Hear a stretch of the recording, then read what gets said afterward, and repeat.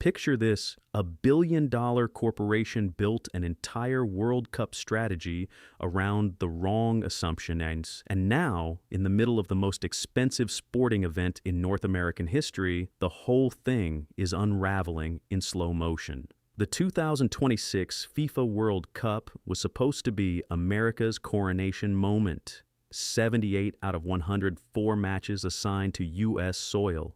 11 host cities, stadiums worth billions of dollars, tech infrastructure that no other country on earth could match. The United States was meant to put on the greatest soccer tournament ever played. Instead, the country is dealing with half-empty arenas, hotel rooms that nobody booked, stadium workers threatening to walk off the job, and an immigration crisis that's now bleeding into the hospitality sector in real time. And Mexico, the country that was supposed to play a supporting role in this whole production, is somehow running away with the entire show. Let's start with the number that nobody inside FIFA wanted to talk about publicly.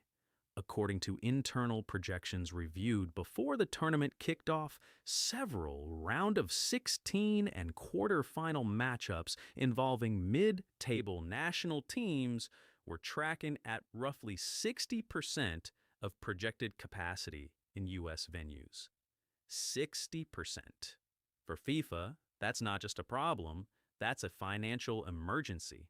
The organization doesn't just sell tickets. It sells eyeballs to Coca-Cola, Adidas, and Visa. It sells the image of roaring, packed-out stadiums to broadcasters who paid enormous sums for the rights to air those images in prime time. An arena that's 40% empty doesn't just hurt the atmosphere. It sends a direct message to every corporate partner that the product they paid for isn't being delivered. And in the world of FIFA contracts, there are clauses for exactly this kind of situation. Under the official hosting agreements, FIFA retains the unilateral right to cancel, reschedule, or relocate any match, or the entire tournament smelts for any reason it deems appropriate in its sole discretion.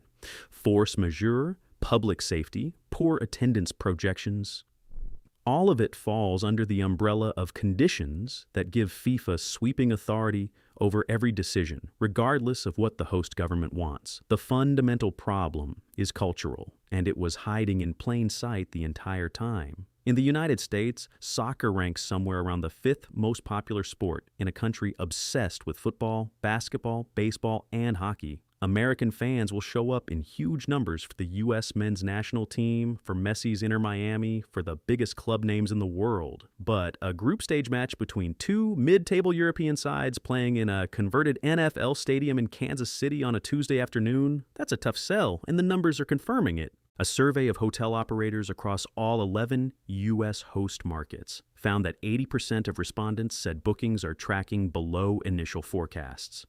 In cities like Boston, Philadelphia, San Francisco, and Seattle, hotel operators didn't just describe weaker than expected numbers. Some of them called the World Cup a non-event. Vancouver is averaging 39% occupancy on match dates, down from 53% at the same point last year. Boston is hovering around 32%, down from 44%. Even in New York, where the anticipation was highest, occupancy on key match days sits around 31%, a sharp drop from 43% the prior year. The American Hotel and Lodging Association revealed that up to 70% of the rooms that FIFA originally block booked in cities like Dallas, Los Angeles, Philadelphia, and Seattle were ultimately canceled and released back onto the open market. Industry analysts began using a phrase that said everything. The Trump slump, a measurable decline in international tourism driven by geopolitical anxiety, U.S. travel visa complications, and the general climate of uncertainty that has made millions of international visitors reconsider trips to the United States entirely. And here is where the political dimension of this tournament gets genuinely complicated.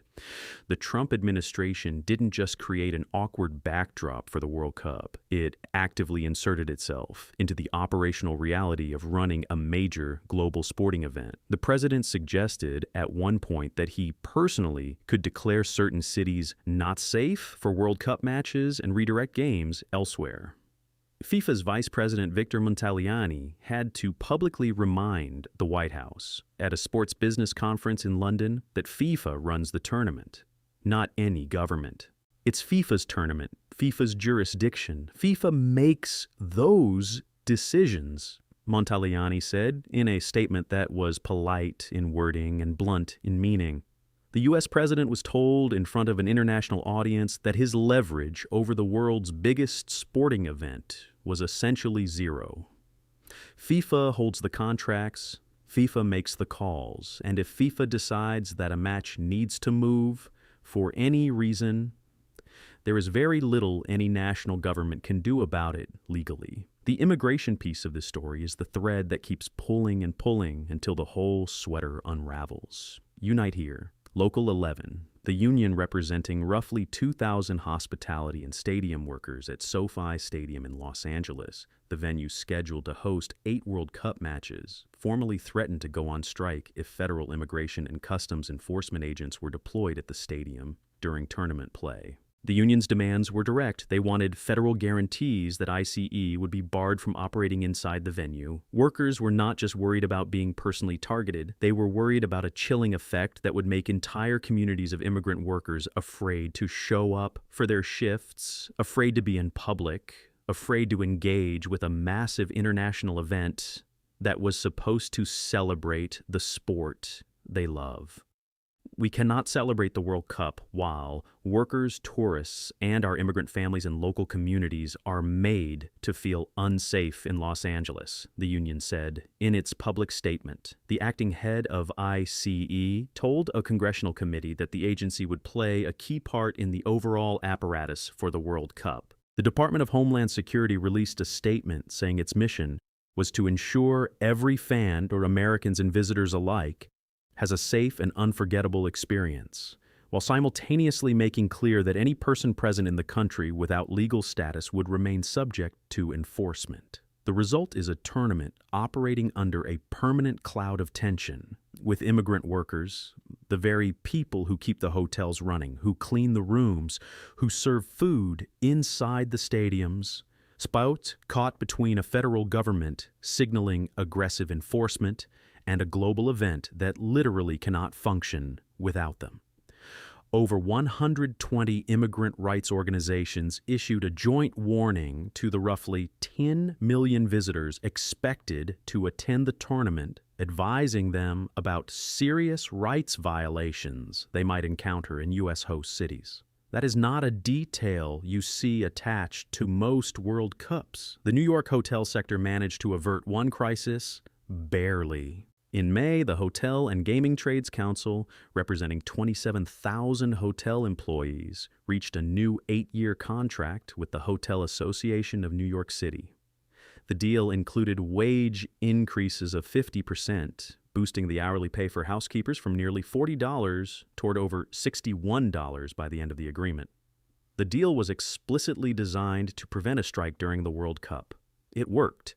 But the price tag was enormous, and the industry analysts are now warning that New York hotel rates will need to climb even higher to offset the new labor costs. One crisis avoided, another financial pressure added. While all of this was playing out in Washington, Los Angeles, and New York, something entirely different was happening 600 miles south of the border. Mexico sold out. Not some of its venues, all of them. The Estadio Azteca in Mexico City, with an official capacity of 87,500 seats, sold out its waiting lists to the point where demand tripled available capacity. The BBVA Stadium in Monterrey, a steel and glass giant that locals call El Gigante de Acero, received press credential requests from 40 different countries. The Akron Stadium in Guadalajara reported scenes that the Mexican Federation described as absolute madness during the presale window. The opening match ticket prices ranged from $3,000 to $5,000 and still moved at that price. Journalists who arrived from Europe with decades of covering World Cups behind them recorded videos at the Azteca, visibly emotional, saying they had never in their careers experienced anything like the atmosphere inside that stadium. Japanese fans who traveled to Monterrey posted on social media that it was the most intense sporting experience of their lives.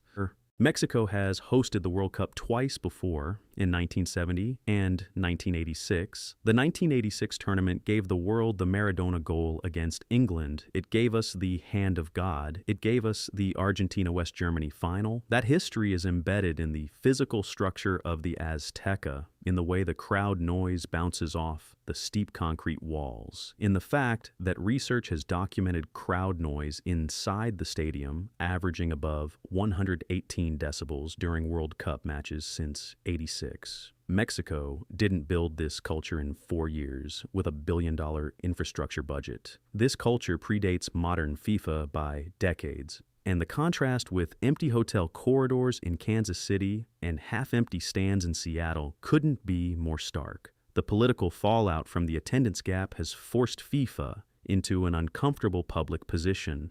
The organization's own contract allows it to relocate matches if conditions don't meet the terms of the hosting agreement. And in the lead-up to the tournament, a confidential internal document circulated within FIFA's senior leadership that reportedly outlined 3 possible scenarios for managing the attendance problem. The first was to leave everything in place and absorb the financial consequences of underperforming venues. The second, the one that partially came to pass, involved shifting select high-demand knockout round matches to Mexican venues. The third scenario, which was seriously discussed but ultimately shelved for fear of triggering a diplomatic crisis with Washington, would have moved every knockout round game from the round of 16 through the semifinals entirely to Mexico, leaving the United States with only group stage fixtures. The fact that this option was formally written, analyzed, and presented to FIFA leadership tells you something significant about how the organization internally views the 2 co-hosts. One of them is a logistical partner. The other is the soul of the tournament. The geopolitical layer of this story is inseparable from the sporting one. Iran's Football Federation formally negotiated with FIFA to relocate its group stage matches, scheduled for Los Angeles and Seattle, to Mexico, citing the ongoing conflict between the United States and Iran, U.S. and Israeli military strikes, and direct safety warnings issued by the White House. Iran's ambassador to Mexico publicly urged FIFA to act, and the Iranian sports minister warned that the country's participation in the tournament remained uncertain unless the games were moved. FIFA ultimately rejected the relocation request, citing significant logistical impediments and reaffirming that all matches would proceed according to the original December 2025 schedule. Iran was placed in Group G alongside New Zealand, Belgium, and Egypt, with matches running between June 15th and June 27th. Mexico's President Claudia Sheinbaum confirmed that FIFA had communicated its decision directly while making clear that Mexico had been prepared to welcome those games. The Iran situation was the most visible geopolitical flashpoint, but it was hardly isolated. In January of 2026, 23 members of the British Parliament, representing Labour, the Liberal Democrats, the Greens, and Plaid Cymru, signed a formal motion calling on international sporting bodies to consider expelling the United States from major competitions, including the World Cup, citing U.S. military actions against Venezuela, Nigeria, and Iran, as well as threatening rhetoric toward Greenland, Mexico, Colombia, and other nations. FIFA did not act on those calls, but the motion existed. International pressure of that kind from elected legislators in a major democratic country is not something that typically surrounds a World Cup host. It is a signal about how the broader international community is reading the political environment around this tournament. Meanwhile, Mexico's federal government found itself in its own diplomatic standoff with Washington. One that has nothing to do with soccer directly, but everything to do with the labor crisis tearing through American hospitality. The United States government approached Mexican President Claudia Sheinbaum's administration seeking new agreements on temporary worker quotas, effectively asking Mexico to supply emergency labor to help prop up hotels and service infrastructure ahead of millions of World Cup arrivals. The Mexican response was firm. The government communicated in the language of formal diplomacy, but with unmistakable directness, that if the United States wanted Mexican workers, it needed to guarantee dignified wages and legally protected labor rights. Mexico was not in the business of supplying cheap emergency labor to rescue an industry that had spent years benefiting from immigrant workers without extending them basic protections. The standoff remained unresolved as the tournament began. The economic irony at the center of all this is almost too sharp to be real.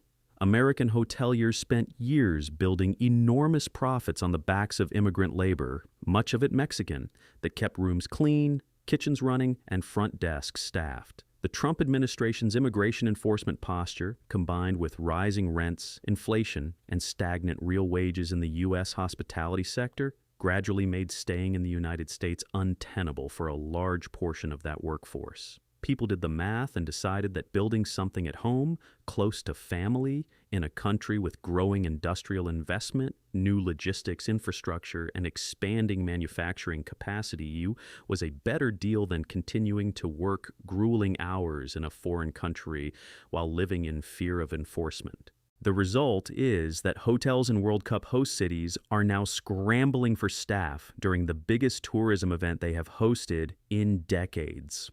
Job posting signs are up in lobbies. Signing bonuses are being offered. Social media is filling up with complaints from international visitors about uncleaned rooms, closed hotel restaurants, and lobby queues that stretch out the door. The United States promised the world the most professional, best-run World Cup in history. Instead, it is delivering a cautionary tale about what happens when the foundational assumptions of an entire economic model get stress-tested all at once. Across the Atlantic, European analysts are already drawing broader conclusions. Journalists and football executives in Spain, France, and Germany are openly asking whether the three-country co-hosting model was a structural mistake from the beginning. The argument is straightforward. The magic of a World Cup depends on concentration of passion, on cities that breathe soccer, on host nations where the tournament is the only thing anyone is talking about. You cannot manufacture that with infrastructure alone. You cannot buy it with NFL stadium renovations and five-star amenities. Mexico had it. The United States did not. And the numbers in ticket sales, hotel bookings, atmosphere metrics, and broadcast ratings are making that argument for them. Internet searches for Mexican soccer content in Europe increased by 400% in the weeks surrounding the tournament. Liga MX, which most European soccer executives previously treated as a secondary market, is now on the radar of clubs and broadcasters who watched 87,000 people lose their minds inside the Azteca and decided they needed to know more about what was happening in Mexican football. The host cities in Mexico are experiencing economic impacts that were never budgeted for judging in the best possible way.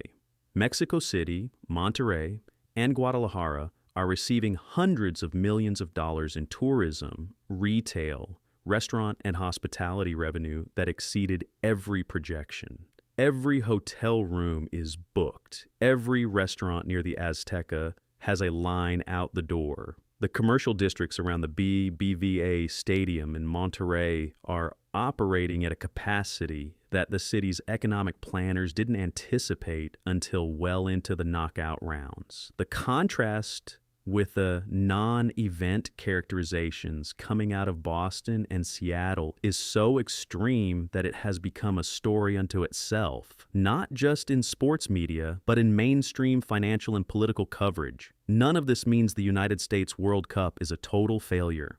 New York, Los Angeles, Miami, Dallas, and Houston are still projected to see positive revenue per available room growth during the tournament, and the final itself, scheduled for MetLife Stadium in New Jersey on July 19th, will almost certainly sell out and generate enormous television numbers.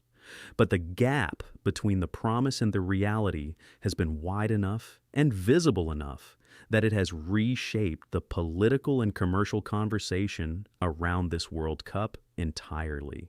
What was supposed to be America's moment to introduce itself to the global soccer community as a first-class host nation has instead become a live case study in the limits of money without culture, infrastructure without passion, and ambition without the social foundation to support it. The tournament is still being played, the goals are still being scored, the Azteca is still shaking, but the story of the 2026 World Cup is no longer primarily about what happens on the field. It's about what's happening off it. You watch in hotel lobbies, in congressional offices, in diplomatic meetings between Washington and Mexico City, and in the internal corridors of FIFA, where executives are already thinking about what this tournament taught them about the geography of soccer's soul.